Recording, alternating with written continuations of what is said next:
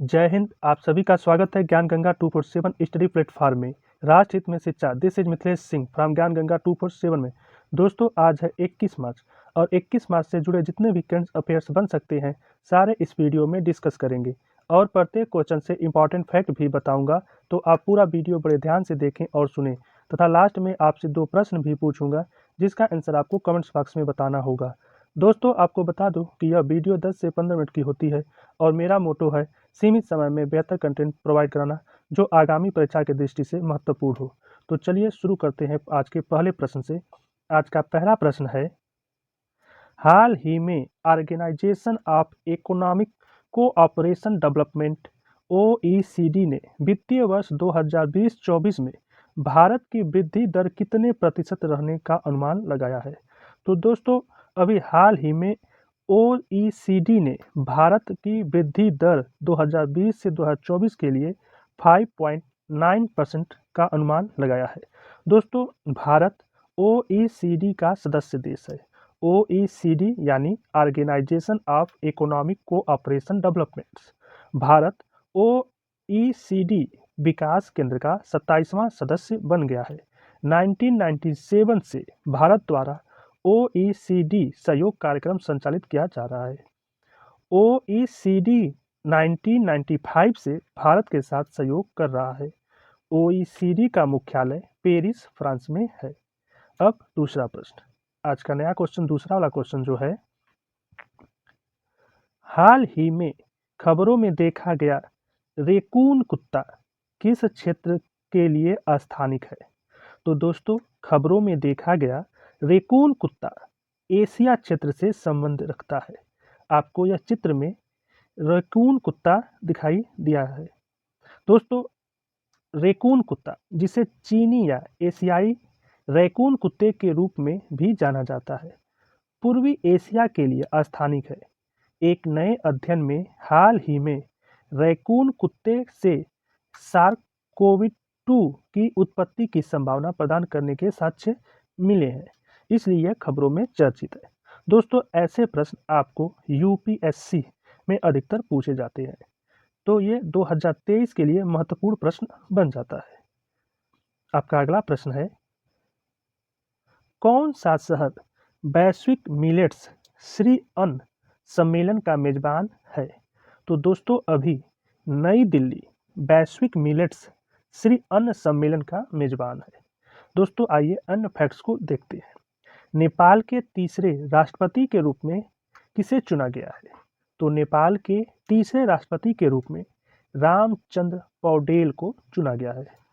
Nisar satellite mission ISRO और किस space agency का एक संयुक्त उपक्रम है।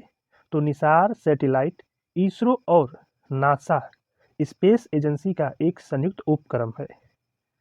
अमेरिकी राष्ट्रपति जो बाइडेन ने किस भारतीय अमेरिकी को न्यूयॉर्क के दक्षिणी जिले का जिला न्यायाधीश मनोनीत किया है। तो अरुण सुब्रमण्यम को न्यूयॉर्क के दक्षिणी जिले का न्यायाधीश मनोनीत किया गया है। ऑपरेशन लेबल के एक्सरसाइज ट्रोपेक्स 2023 का आयोजन किसके द्वारा किया गया। तो ऑपरेशनल लेबल के एक्सरसाइज ट्रोपेक्स भारतीय नौसेना द्वारा आयोजित किया गया है। अब अगला प्रश्न है, कौन सा केंद्रीय मंत्रालय पीएम मित्रा स्कीम लागू करता है। तो दोस्तों, कपड़ा मंत्रालय पीएम मित्रा योजना लागू करता है। दोस्तों, भारत सरकार ने हाल ही में 7 पीएम मित्रा प्रधानमंत्री mega interacted textile regional and affair park की घोषणा की। यह योजना केंद्रीय कपड़ा मंत्रालय द्वारा कार्यान्वित किया जाता है। यह पीएम मित्रा पार्क तमिलनाडु, तेलंगाना, गुजरात, कर्नाटक, मध्य प्रदेश, उत्तर प्रदेश, महाराष्ट्र में निर्मित किए जाएंगे। दोस्तों, अभिनेता निर्देशक कौन थे जिनका आज 66 वर्ष की आयु में निधन हो गया।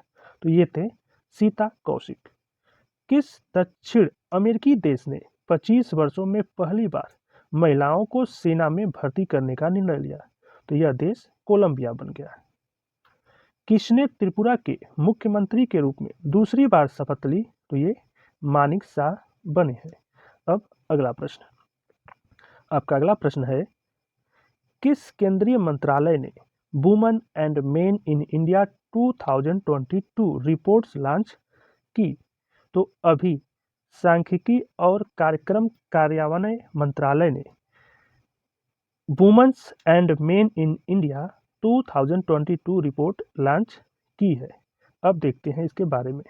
दोस्तों, women's and men in India 2022 reports केंद्रीय सांख्यिकी और कार्यक्रम कार्यान्वयन मंत्रालय द्वारा जारी की गई। इस रिपोर्ट के अनुसार 2036 तक भारत में लिंगा अनुपात 992 तक सुधरने की उम्मीद है। आइए अन्य फैक्ट्स में देखते हैं।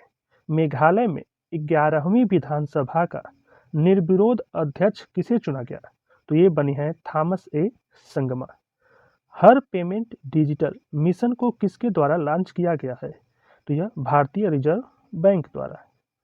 जम्मू और कश्मीर के किस जिले से सेना ने सबसे ऊंचा राष्ट्रीय ध्वज फहराया? तो यह क्षेत्र था डोडो। इसे भी आप याद रखेंगे। आपका अगला प्रश्न है, भारत और किस देश के बीच द्विपक्षीय संबंधों के 75 साल पूरे होने के उपलक्ष्य में जियोफ्री Bawa it's essential to be there प्रदर्शनी का उद्घाटन किया गया? तो दोस्तों, भारत और श्रीलंका के द्विपक्षीय संबंधों के 75 साल पूरे होने के उपलक्ष्य में जियोफ्री Bawa it's is essential to be there प्रदर्शनी का उद्घाटन किया गया। दोस्तों, भारत और श्रीलंका के बीच 75 साल के द्विपक्षीय संबंधों को चिन्हित करने के लिए ही हाल में जियोफ्री Bawa it's essential to be there प्रदर्शनी का उद्घाटन किया गया। यह श्रीलंका के प्रसिद्ध वास्तुकार जेफ्री बावा के कार्यों पर प्रकाश डालता है। 1919 में जन्मे जेफ्री बावा अपनी पीढ़ी के सबसे प्रभावशाली एशियाई वास्तुकारों में से एक थे। दोस्तों, अन्य फैक्ट्स में देखते हैं। 19वीं बिम्स्टेक मंत्री स्तरीय बैठक की अध्यक्षता किस देश के द्वारा की गई? तो यह देश था थाईलैंड। 5 दिवसीय यसांग उत्सव किस राज्य में आयोजित किया जा रहा है? तो 5 दिवसीय यसांग उत्सव मणिपुर में आयोजित किया जा रहा है। सिलिकॉन वैली बैंक के यूके की इकाई को किस बैंक ने खरीदा? तो यह HSBC बैंक ने खरीदा। अगला प्रश्न आपका है, हाल ही में cotton corporation of India CCI के CMD के रूप में नामित किया गया है। तो अभी हाल ही में cotton corporation of India CCI के CMD के रूप में ललित कुमार गुप्ता को नामित किया गया है।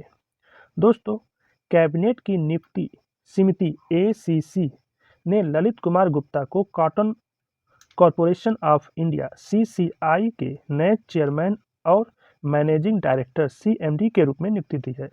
CCI टेक्सटाइल मंत्रालय के अधीन एक सार्वजनिक क्षेत्र की कंपनी है। कार्मिक और प्रशिक्षण विभाग DOPT के आदेश में बताया है कि गुप्ता तत्काल प्रभाव से CCI के CMD के पद को संभालेंगे। 5 वर्षों या उसके सुपरन्यूएशंस तक या अगले आदेश तक। भारतीय कपास निगम का मुख्यालय मुंबई में है। भारतीय कपास निगम की स्थापना 1970 में की गई थी। नेक्स्ट क्वेश्चन आपका है, जनता समाजवादी पार्टी के एक नेता राम सहाय यादव प्रसाद ने उपाध्यक्ष बनने के लिए चुनाव जीता। ये कहाँ के नेता हैं? तो जनता समाजवादी पार्टी के नेता राम सहाय प्रसाद यादव ये नेपाल के नेता हैं। दोस्तों, नेशनल बैडमिंटन चैंपियनशिप की महिला एकल खिताब किसने जीता? तो यह अनुपमा उपाध्याय ने जीता। किसने थल सेना की vice chief of army staff का पद ग्रहण किया है? तो यह lieutenant general MV Suchindra Kumar ने। किसने पश्चिमी नौसेना कमान के flag officer commanding in chief का पदभार संभाला? तो यह संभाला है दिनेश के त्रिपाठी। अमेरिकी स्पेस एजेंसी नासा ने किसे अपना साइंस चीफ नियुक्त किया है? तो ये निकोलस फाक्स को। अब अगला प्रश्न, आपका अगला प्रश्न है, ग्लोबल मिल्स कॉन्फ्रेंस का उद्घाटन किसने किया? तो ग्लोबल मिल्स कॉन्फ्रेंस का उद्घाटन भारत के प्रधानमंत्री नरेंद्र मोदी ने किया। दोस्तों, भारतीय नौसेना का कौन सा जहाज अंतर्राष्ट्रीय समुद्री अभ्यास 23 IMX-23 और कटलैस एक्सप्रेस 23 CE-23 में भाग ले रहा है? तो ये INS त्रिकंठ। नौसेना कमांडरों के सम्मेलन 2023 के पहले संस्करण का आयोजन किस विमानवाहक पोत पर किया जा रहा है? तो यह INS विक्रांत पर। किस टीम ने डोमेस्टिक क्रिकेट का प्रतिष्ठित ईरानी कप का खिताब जीता? तो यह भारत ने, रेस्ट ऑफ इंडिया ने। RBI ने हाल ही में किस कंपनी पर 3.06 करोड़ रुपए का जुर्माना लगाया है? तो यह अमेजन पे पर। अब आपका अगला प्रश्न है, हाल ही में जी कृष्ण कुमार को किसका अध्यक्ष और प्रबंध निर्देशक नियुक्त किया गया है?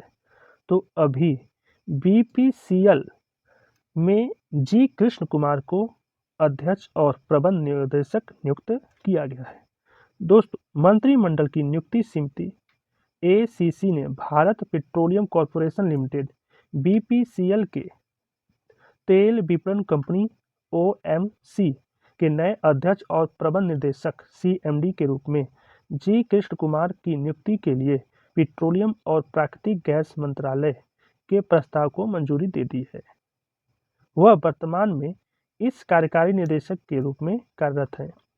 वह अरुण कुमार सिंह का स्थान लेंगे, जो अक्टूबर 2022 में अध्यक्ष पद से सेवानिवृत्त हुए थे।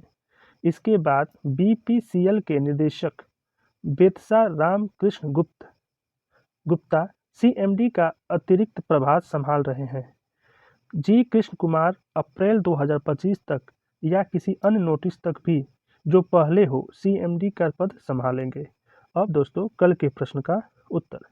कल का पहला प्रश्न था, भारत के कौन से खिलाड़ी ऑस्ट्रेलिया के खिलाफ टेस्ट में अपने 100 विकेट पूरे कर लिए हैं?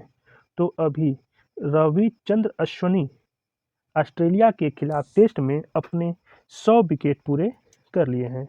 कल का दूसरा प्रश्न था, किस भारतीय अमेरिकी को यूट्यूब के नए CEO के रूप में चुना गया है? तो नील मोहन को भारतीय अमेरिकी हैं जिनको यूट्यूब के नए CEO के रूप में चुना गया है। अब आज का प्रश्न आपके लिए।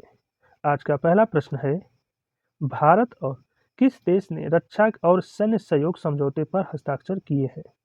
आपके ऑप्शन हैं साइप्रस, इजराइल, रूस, जापान। आपका दूसरा प्रश्न है,